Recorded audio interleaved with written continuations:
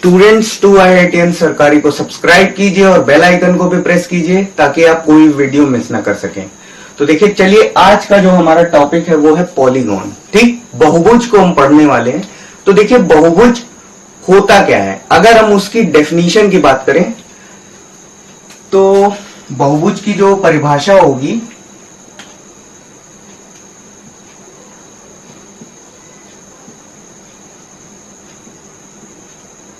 ठीक, तो इसकी जो परिभाषा होगी वो इस तरीके से हम लिखेंगे, बहुत सारी सरल रेखाओं से निर्मित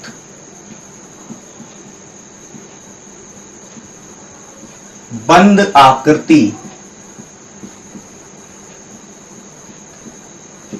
बहुभुज कहलाती है।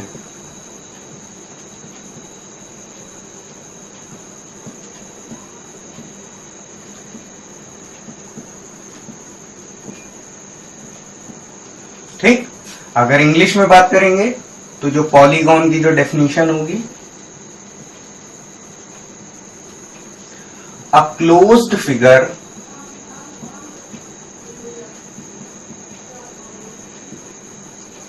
obtained by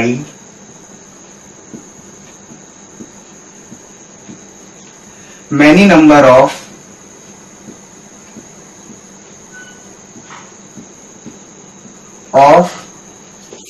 straight lines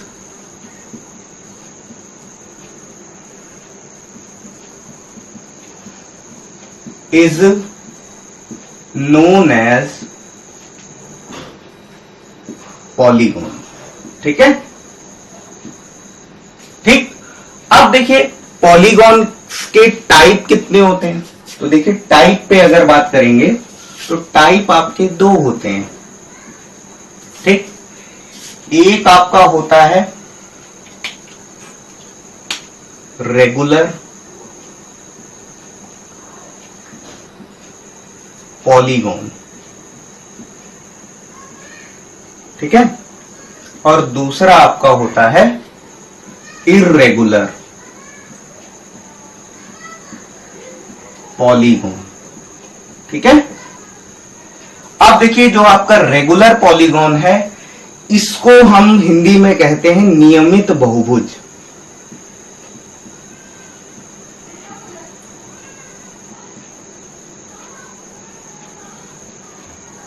ठीक है, और इसको बोलते हैं हम अनियमित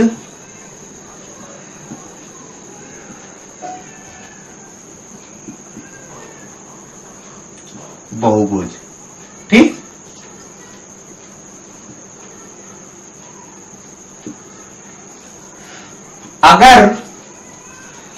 अगर आपके सिलेबस के बारे में बात करें तो देखिए, जो आपके टाइप में आपको कौन सा पॉलीगॉन पढ़ना है और कौन सा छोड़ना है, तो मैं आपको बता दूं कि आपको रेगुलर आपको पढ़ना है और इर्रेगुलर आपको नहीं पढ़ना है।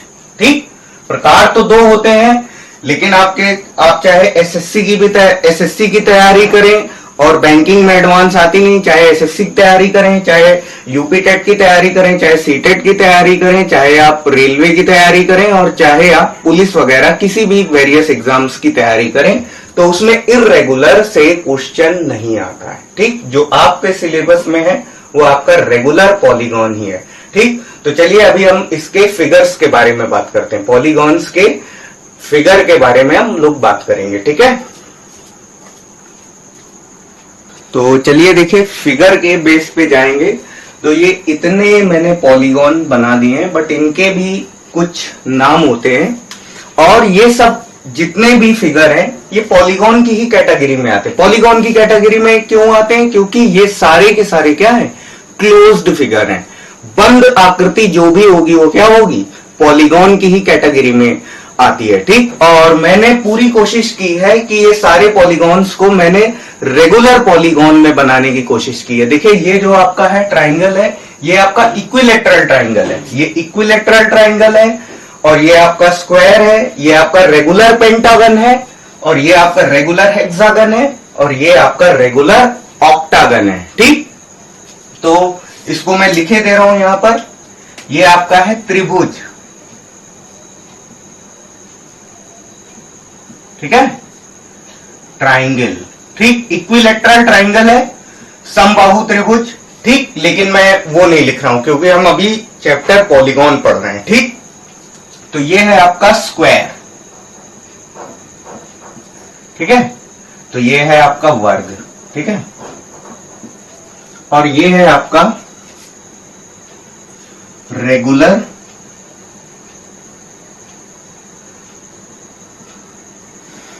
पेंटागन।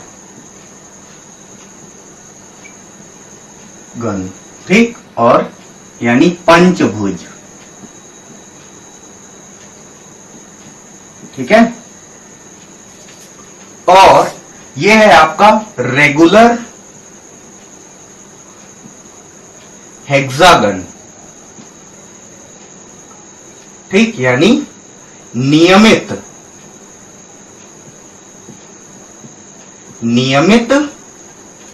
षटभुज। ठीक है, तो ये भी आपका क्या होगा, ये भी आपका नियमित पंचभुज होगा।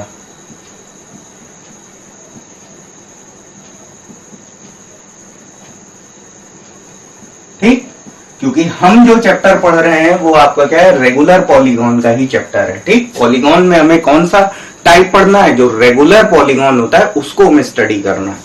ठीक, तो ये है हमारा रेगुलर ऑक्टागन, यानी नियमित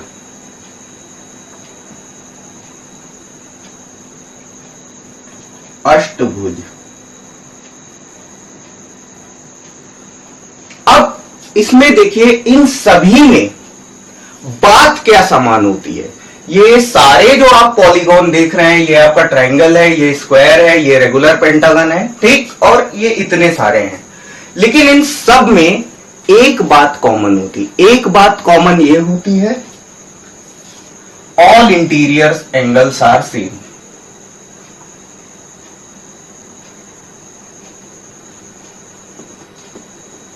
इंटीरियर एंगल्स आर सेम।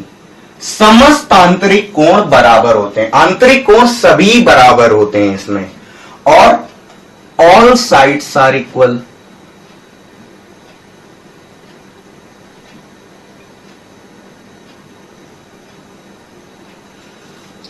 और सारी भुजाएं भी बराबर होती हैं, सारे आंतरिक कोण बराबर होते हैं, सारी भुजाएं भी बराबर होती हैं। तो इतनी सारी बातें हमें मिलती हैं किसमें, रेगुलर पॉलीगॉन के अंदर हमें इतनी बातें दिखाई देती हैं। ठीक, तो आप क्या करिए, इसका स्क्रीनशॉट ले लीजिए या आप कॉपी पर आप नोट डाउन कर लीजिए इसको।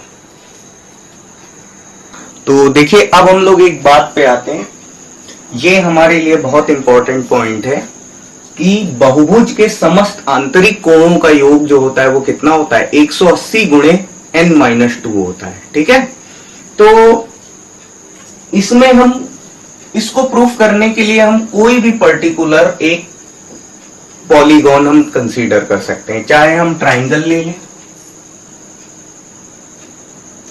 ठीक, ये ट्राइंगल आपका ABC आपका ऐसा होगा। ठीक, चाहे हम कोई क्वाड्रिलेटरल ले लें। ठीक है, तो ये आपका क्वाड्रिलेटरल आपका ऐसा होगा ABCD। ठीक है, और इसकी एक पर्टिकुलर साइड हमने आगे बढ़ा दी। ठीक है, और अब हम लेंगे पेंटागन। ठीक है, तो ये हमारा पेंटागन है, ABCDE। इसकी एक साइड हम आगे बढ़ाएंगे, ये इस तरफ। तो अब देखिए, ये हमारा बन रहा है एक्सटीरियर एंगल। ठीक, यहां पर ये एक्सटीरियर एंगल बन रहा है और यहां पर ये आपका एक्सटीरियर एंगल बन रहा है। ठीक, ये आपका क्या है, ये आपका है बाह्य कोण, ठीक, बहिष्कोण बोलते हैं इसको, बहिष्कोण, ठीक, एक्सटीरियर एंगल। और ये आपका क्या हो जाएगा, आंतरिक कोण, आंतरिक कोण आपका क्या हो जाएगा, इंटीरियर एंगल, ठीक।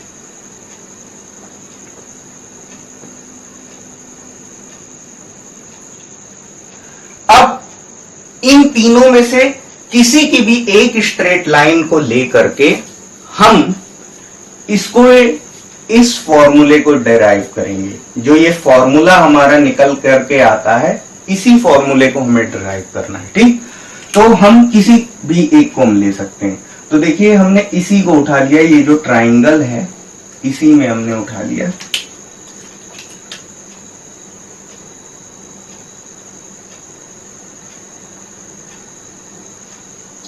अब ये हमारा बन रहा है एक्सटीरियर एंगल,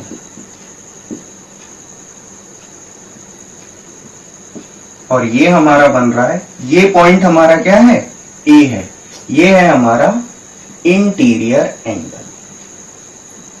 और सभी लोग जानते हैं कि ये एक स्ट्रेट लाइन है और ये हमारी एक ऑब्लिक लाइन है, ये एक तिर्यक रेखा है, इसको काट रही है। तो इन दोनों का जो कोण हो, इन दोनों कोणों का जो योग होगा वो कितना होगा, 180 होगा।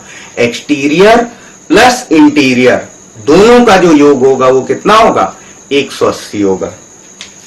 तो अब देखिए यहां पर हो जाएगा exterior angle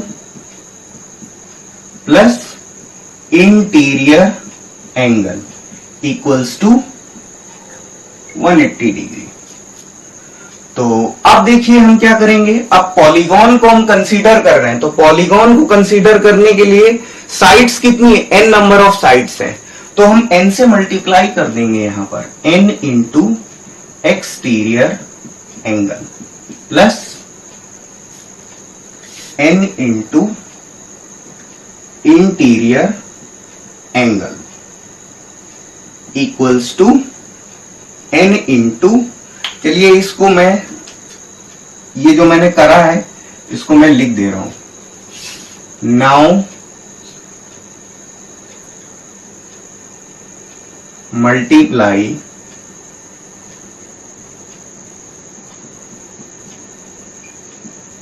n on both sides, दोनों तरफ n का गुणा करेंगे, तो ये आपका हो जाएगा n into exterior angle plus n into interior angle equals to, ये आपका हो जाएगा 180 इंटू n। तो अब देखिए आप चाहे किसी भी पॉलीगॉन को कंसीडर कर लीजिए, चाहे आप किसी भी पॉलीगॉन पर आप चले जाएं, इसमें आप ये बात हमेशा ध्यान रखिए कि पॉलीगॉन के अगर हम, चलिए मैं इस स्क्वायर पे ही बात कर लेता हूं। देखिए इस साइड को मैं इधर से भी थोड़ा आगे बढ़ाता हूं और इसे भी मैं आगे बढ़ाता हूं और इसे भी मैं आगे बढ़ा रहा हूं, तो आप लोग देख पा रहे हैं कि ये एक्सटीरियर बन रहा है, ये एक्सटीरियर बन रहा है, ये एक्सटीरियर बन रहा है। इन सबका सम, सारे एक्सटीरियर्स का जो सम होगा वो हमेशा हमेशा 360 डिग्री ही होगा, हमेशा 360 डिग्री होगा। मैं आपको प्रूफ के लिए मैं क्या करता हूं, आपको ट्राइंगल के लिए मैं आपको ये चीज प्रूफ करके मैं बता देता हूं अभी। तो ट्राइंगल के लिए प्रूफ करेंगे तो ये सब भी मुझे मिटाना पड़ेगा।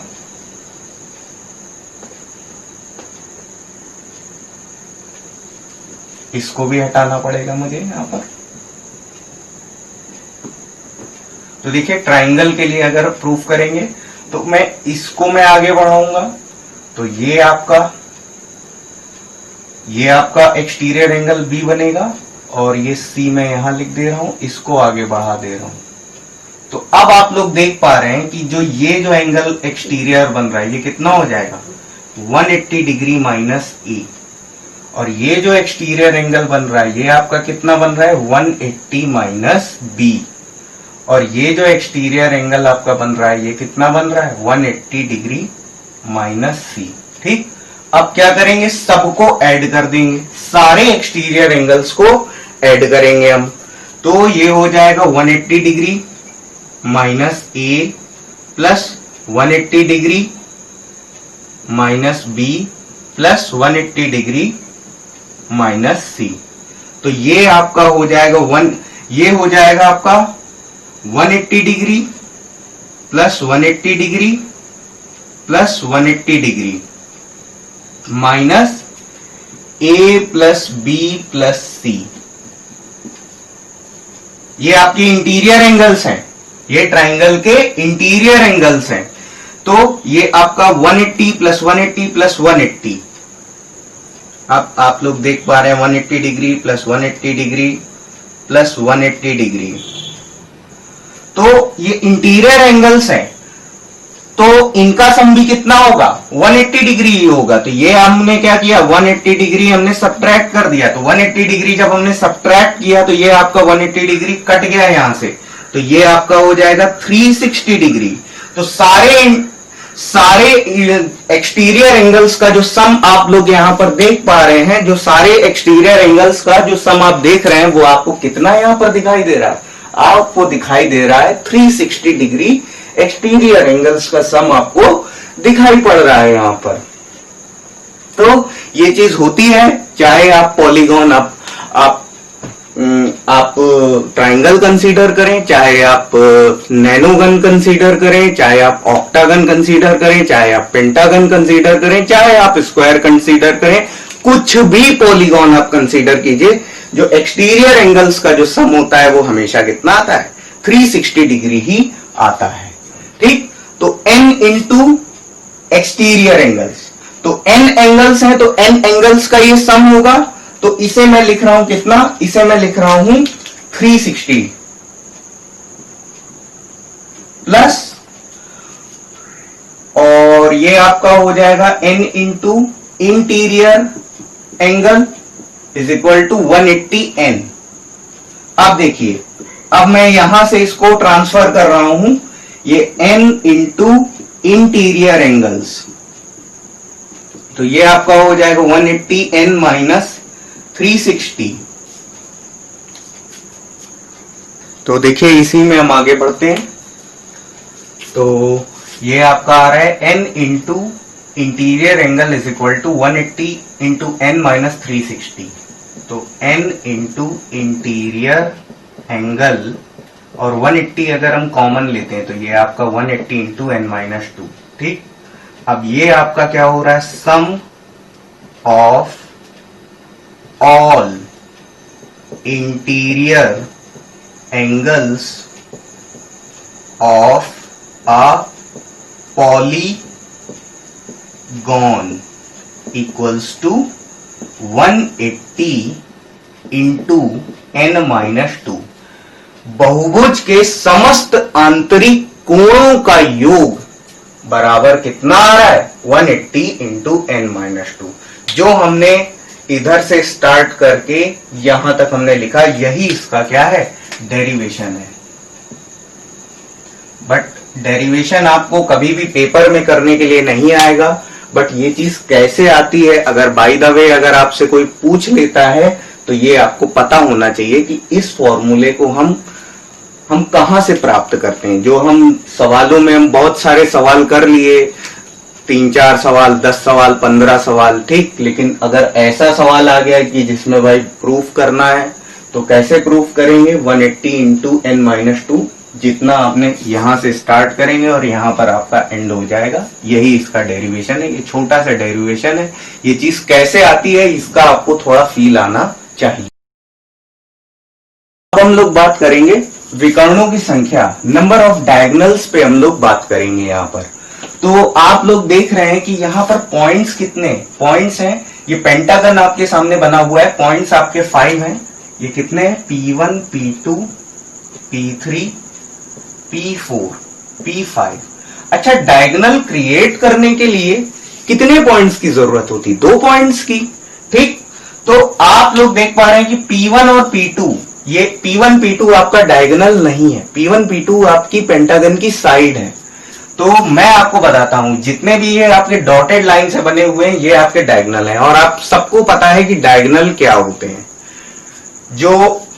जो दो वर्टिसेस को आपस में मिलाने से जो हमें एक साइड मिलती है उसी को हम बोलते हैं डायगोनल बोलते हैं उसे। तो अब आप लोग देख पा रहे हैं कि देखिए P1 और P3 को मिलाने से मुझे एक डायगोनल मिल रहा है, और P1 और P4 को मिलाने से, P1 और P4 को मिलाने से मुझे एक डायगोनल मिल रहा है। तो मैं इसे लिख भी दे रहा हूं, P1 P3 P1 P4।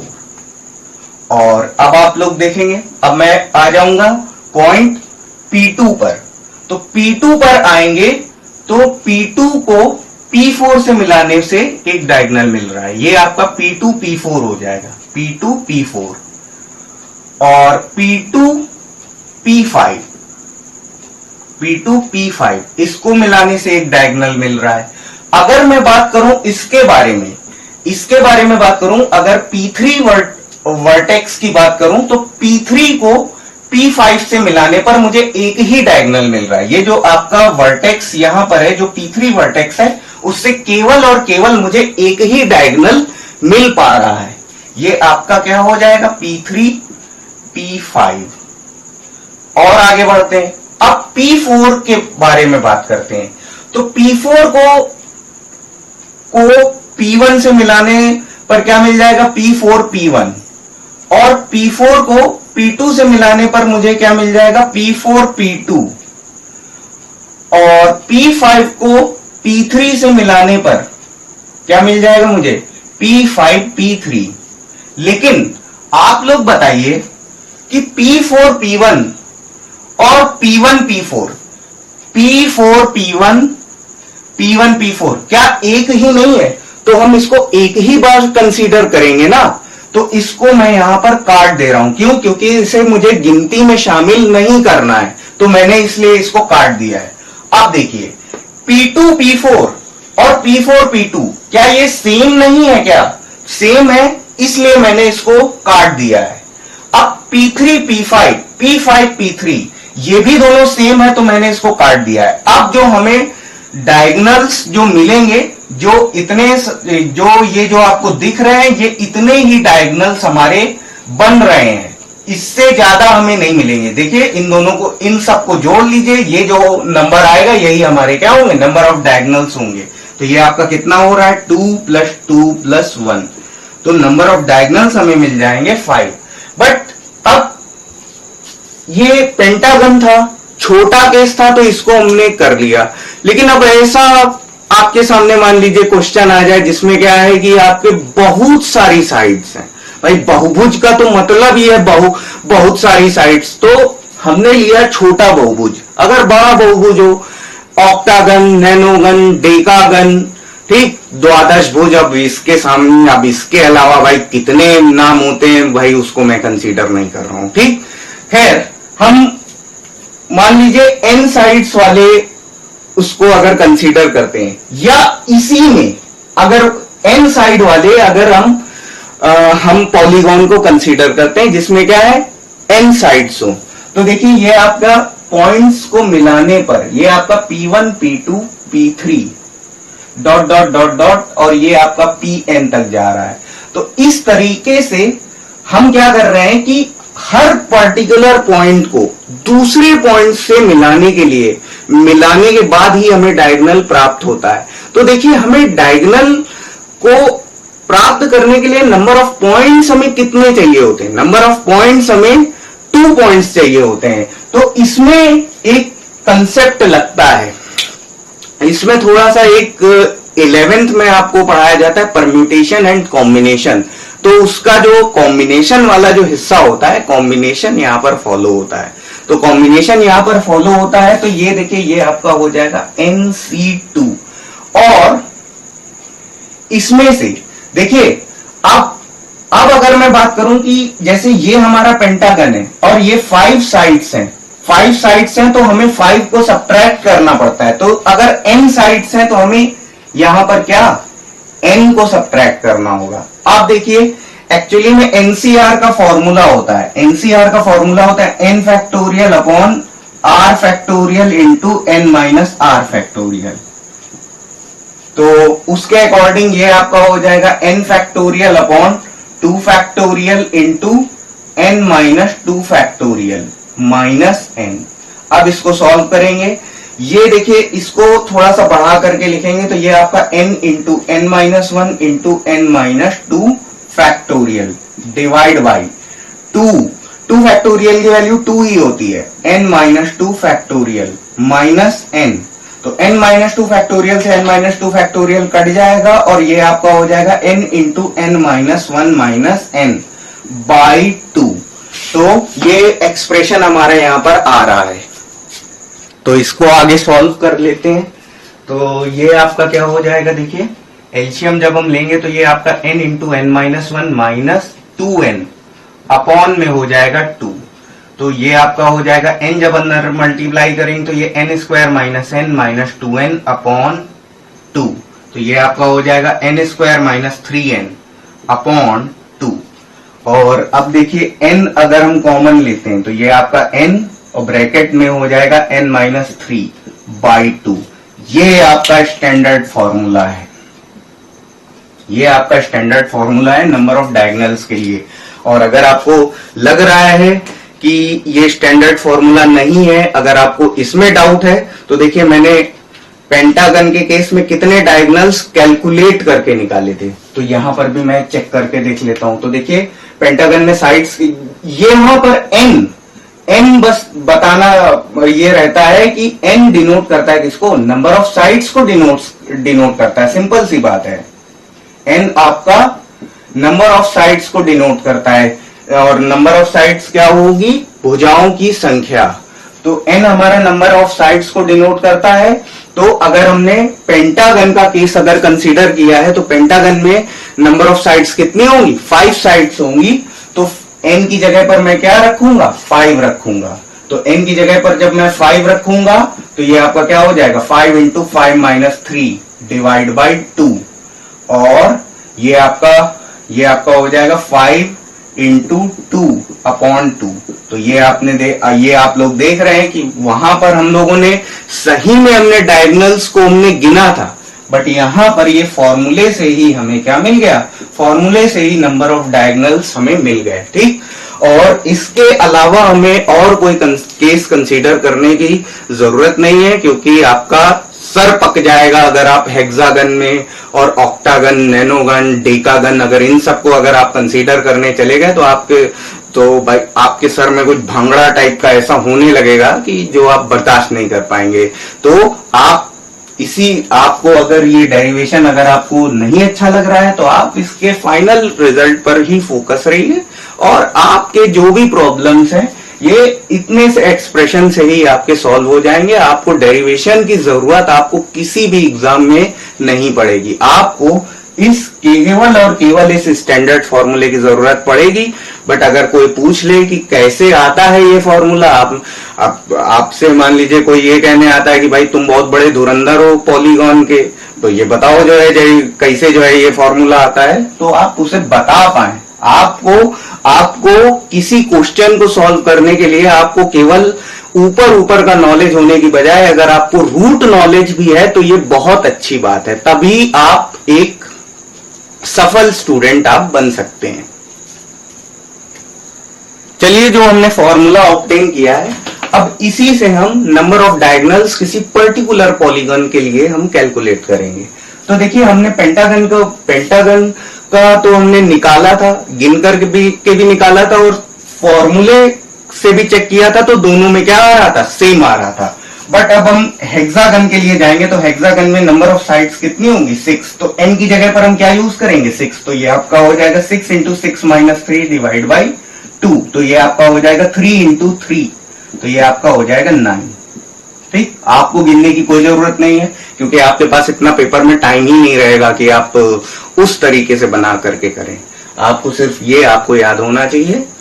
और अगर मान लीजिए डेकागन हो, यानी कि 10 भुजाओं वाला बहुभुज हो, यानी 10 साइड्स का पॉलीगॉन हो, तो क्या होगा, 10 into 10 minus 10 minus 3 divide by 2, तो ये आपका क्या हो जाएगा 5 इंटू 3, तो ये आपका कितना आ जाएगा 15 आ जाएगा।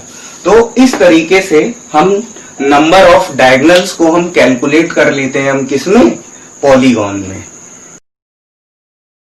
इसमें लास्ट कॉन्सेप्ट है कि देखिए किसी पॉलीगॉन का अगर हमें इंटरनल एंगल पता हो, आंतरिक कोण पता हो, तो हम उसकी भुजाओं की संख्या हम कैसे बताएंगे।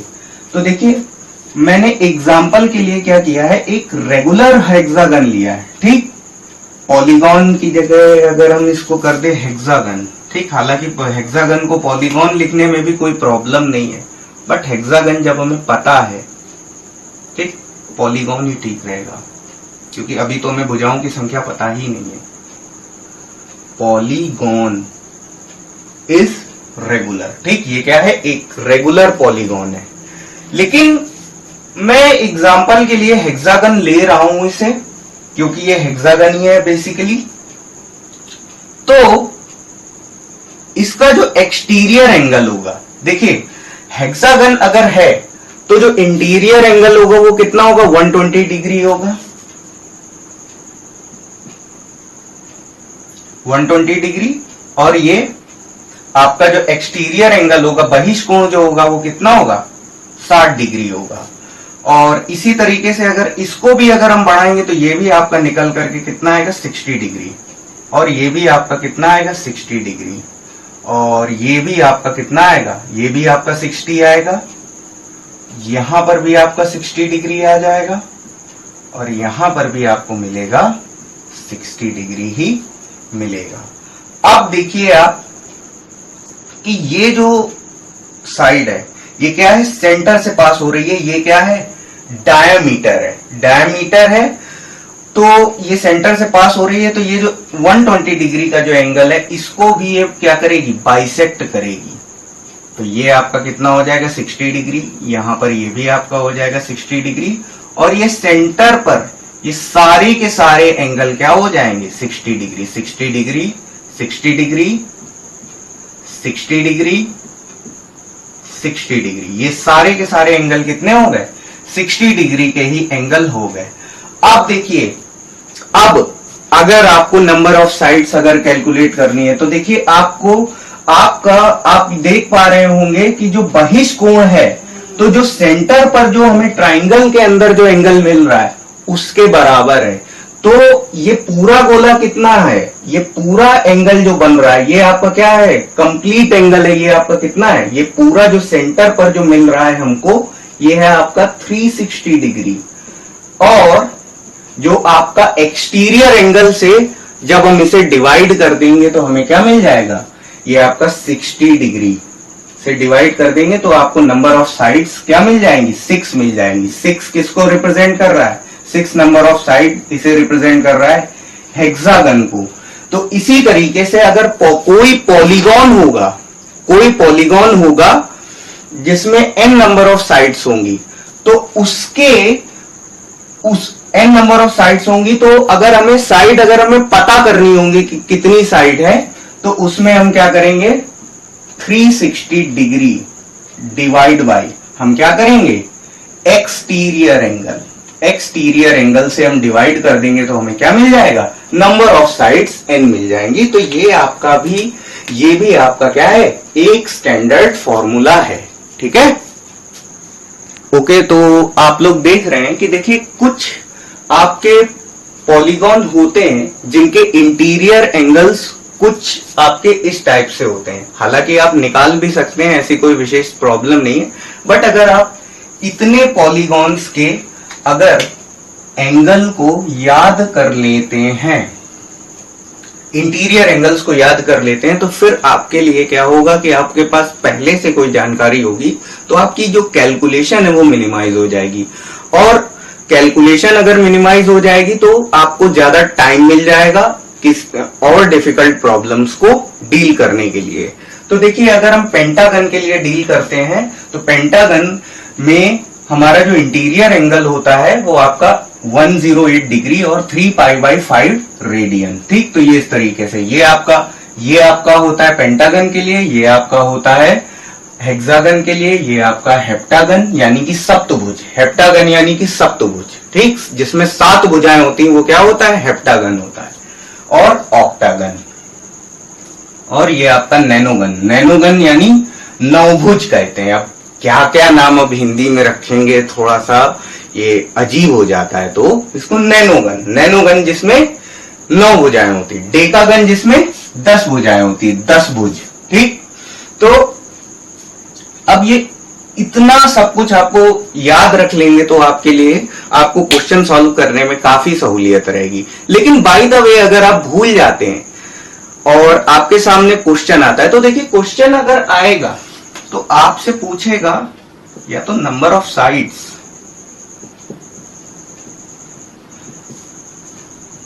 और एक आपका होता है इंटीरियर एंगल।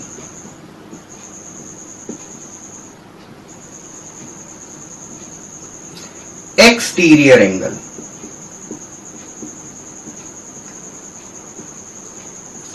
इन 3 में से आपको कोई ना कोई आपको एक चीज जरूर दी होगी। अगर आपको एक्सटीरियर दिया है तो 180 में से सब्ट्रैक्ट करके आप क्या कर लेंगे, आपको इंटीरियर दिया हुआ है तो 180 में से सब्ट्रैक्ट करके आप एक्सटीरियर निकाल लेंगे। और देखिए एक्सटीरियर एंगल को आप इस तरीके से आप सेट कर लीजिए, आप इस तरीके से सेट कर लीजिए कि आपको जो नंबर ऑफ साइड्स जो मिले वो क्या मिले, एक नेचुरल नंबर मिले। तो मैंने मान लिया एक आपके पास पॉलीगॉन है जिसका की जो इंटीरियर एंगल है वो 170 डिग्री है, तो जाहिर सी बात है कि उसका जो एक्सटीरियर एंगल हो जाएगा वो क्या हो जाएगा, 10 डिग्री हो जाएगा। तो अब आपको अगर इसकी नंबर ऑफ साइड्स निकालनी कि ये कौन सा भुज है, तो ये आपका कितना हो जाएगा, 360 में से किसको डिवाइड करेंगे, एक्सटीरियर एंगल को डिवाइड करेंगे।